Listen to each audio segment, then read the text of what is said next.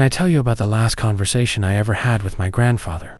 It's something so small, so seemingly insignificant, that most people would forget it immediately. But for me, it's become the before and after line of my entire existence. My name is Daniel.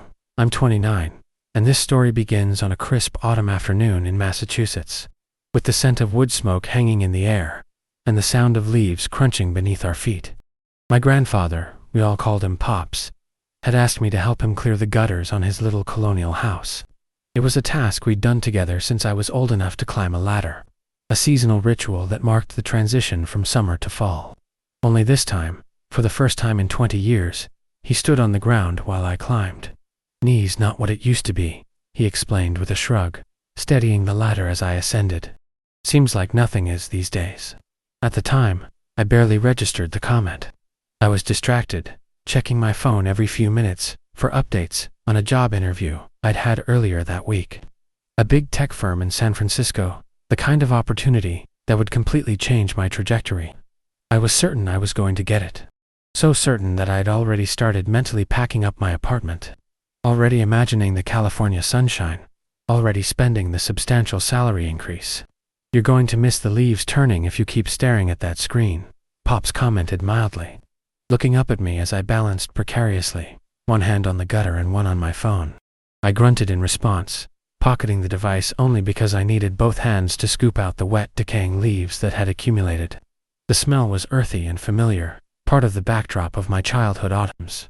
When I descended, Pops handed me a thermos of coffee black, the way we both drank it. We sat on the porch steps together, steam rising from our cups into the cool air. The maple tree in his front yard was a riot of red and gold, backlit by afternoon sunlight.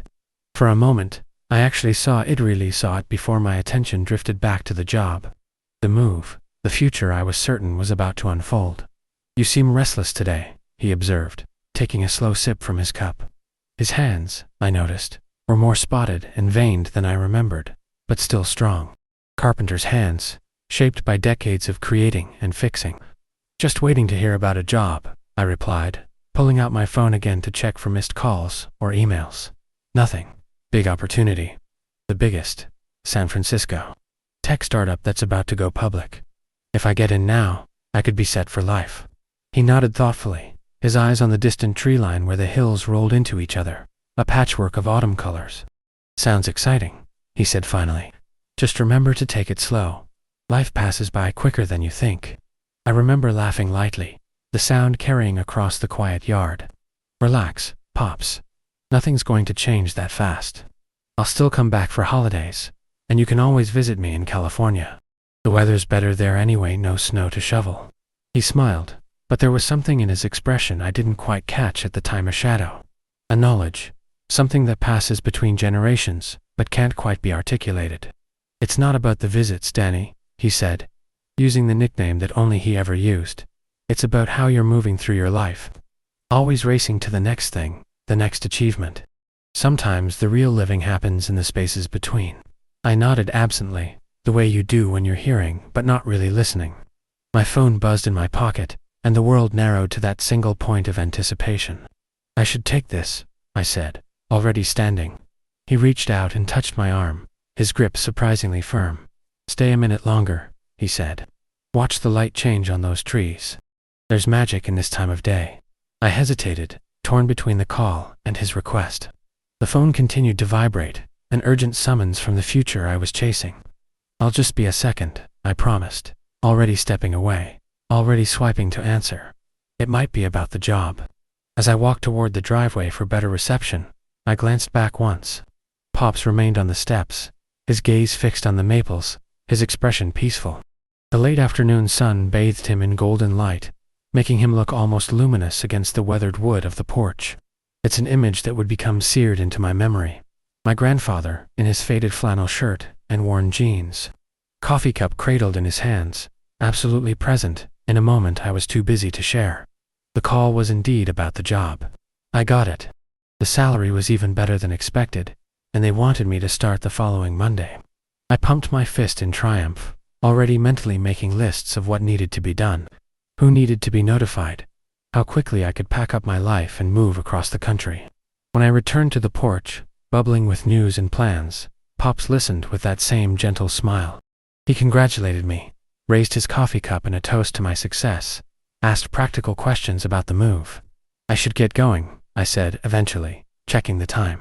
I have a million things to do if I'm moving in a week. He nodded, understanding as always. Just remember what I said, Danny. Go slow. Notice things. Life moves quick enough on its own, without us rushing it along. I will, I replied, the automatic response of someone who has no intention of actually following advice. I'll call you when I get settled. He hugged me goodbye, his embrace lingering just a moment longer than usual. I was too preoccupied to notice the significance. Take care of yourself, Danny, he said, as I headed for my car. Really, take care. I waved over my shoulder, already typing a message on my phone. You too, Pops. See you at Thanksgiving. That was the last time I saw my grandfather alive. The next day was a tornado of activity giving notice at my job. Calling leasing offices in San Francisco, beginning to pack my apartment.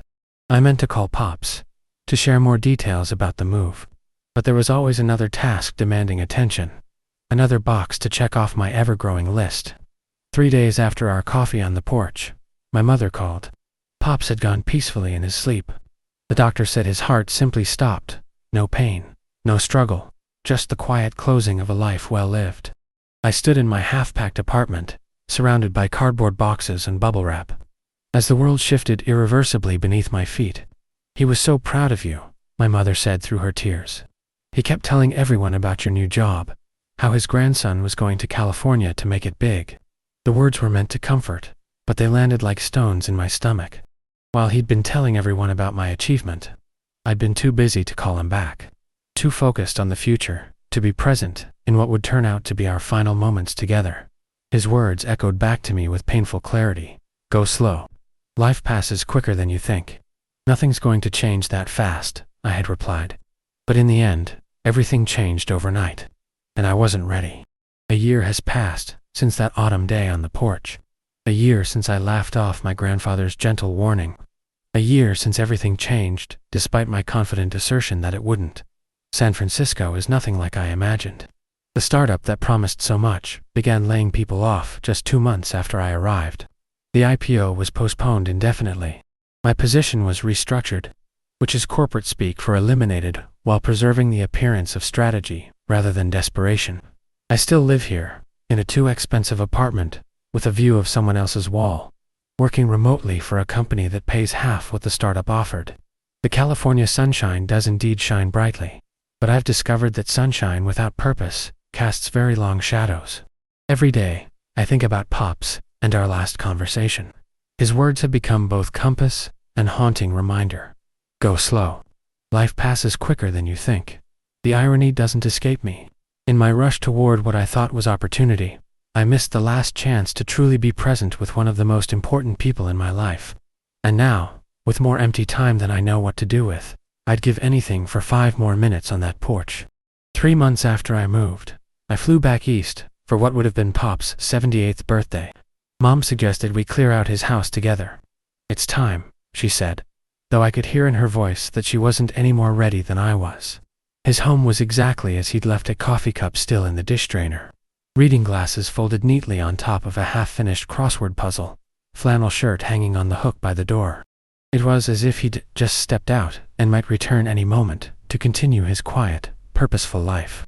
In his workshop behind the house, I found an unfinished project, a wooden jewelry box with delicate inlay work. Beside it was a small envelope with my mother's name written in his careful handwriting. Inside was a birthday card, dated for the following month. He'd been preparing for a celebration he wouldn't live to see. The discovery broke something open inside me. I sat on his workbench, surrounded by the tools he'd taught me to use as a boy, and wept like I hadn't since childhood. For the first time, I fully comprehended what he'd been trying to tell me. That life's most precious resource isn't money, or achievement, or status, but time and how we choose to spend it. In the months that followed, I began to notice things I'd previously rushed past. The way fog rolls through the Golden Gate in the early morning, erasing and then revealing the city like a magician's trick. The particular shade of blue that the Pacific turns just before sunset. The grateful smile of the elderly man at the corner store when I take time to ask about his grandchildren. I started calling my mother every Sunday, not just on holidays or when I needed something. I learned to cook Pop's famous chili from a handwritten recipe card I found in his kitchen.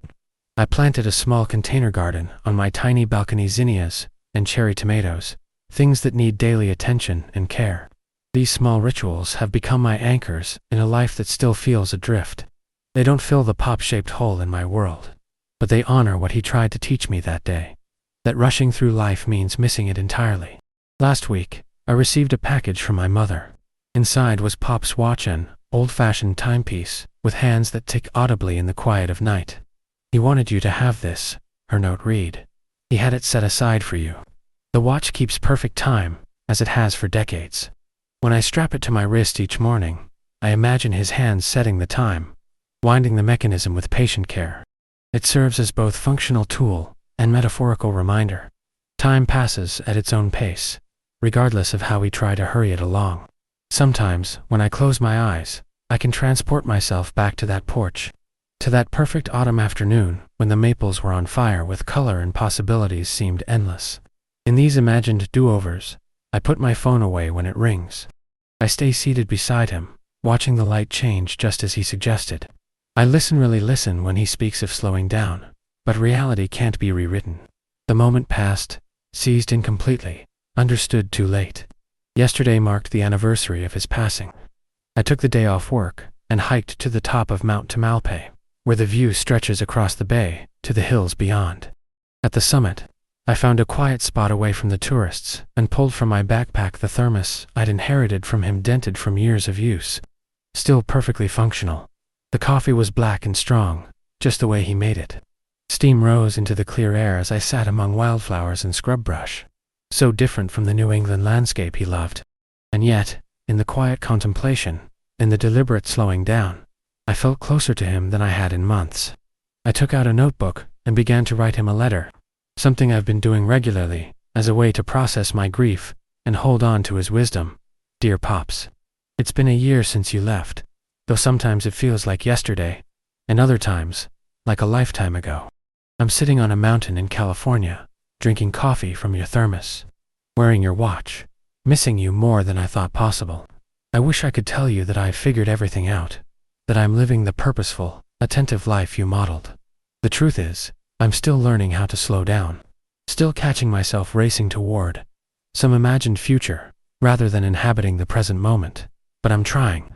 Every day, I'm trying. Remember when you told me, life passes quicker than you think? And I said, relax, nothing's going to change that fast. I think about that exchange all the time, how confident I was, how wrong I turned out to be. Everything changed overnight, just as you seemed to know it might. The job didn't work out the way I planned. The company is struggling, and I was among the first to be let go. For a while, I felt like I'd sacrificed our last precious moments together for nothing. That added a bitter edge to the grief. But lately, I've been thinking that maybe the lesson was the point all along. Maybe life had to break open this way for me to really hear what you were saying, to understand that success isn't measured in promotions or paychecks, but in the quality of our attention to the life we're actually living. You taught me how to build things, Pops, how to measure twice and cut once, how to sand with the grain, not against it, how to respect the natural properties of wood and work with them rather than forcing my own vision. I'm trying to apply those same principles to living now, to work with the grain of my life rather than always striving to reshape it into something else. This morning, I watched the sunrise over the bay. Really watched it not through a camera lens or with half my attention on something else, but fully present to the miracle of light breaking across water. I think you would have approved. I miss your counsel, your quiet presence, your way of seeing beauty in ordinary moments. I'm trying to develop that same vision, though I suspect it's the work of a lifetime. Sometimes I imagine what you might say about the mess I've made of the plans I was so excited about that day. I think you'd shrug in that way you had, maybe say something like, plans change, life happens. It's what you do next that matters. So that's what I'm focusing on, now what I do next. How I choose to live in the wake of understanding how quickly it can all change. You were right, Pops. Everything did change. But thanks to you, I'm learning to slow down enough to notice the life that's actually happening, not just the one I'm rushing toward. I love you. I miss you. I'm listening now. Danny, I folded the letter and tucked it beneath a small stone on the mountaintop, a private ritual. A message sent into the universe. As I did, a gust of wind swept across the summit, cool against my face, carrying the scent of wildflowers and distant sea. For a brief moment, I could almost hear his voice in that wind. Gentle but firm. Go slow, Danny. Notice things. I am, Pops, I whispered back. I'm finally learning to notice. And for the first time since that autumn day when everything changed, I felt something shift inside me, not the healing of grief, exactly, but its transformation into something I could carry more gently. The watch on my wrist continued its steady ticking, marking time in the way it always has, one moment following another, each precious, none guaranteed. I promised myself, and Pops, that I would try not to waste them anymore.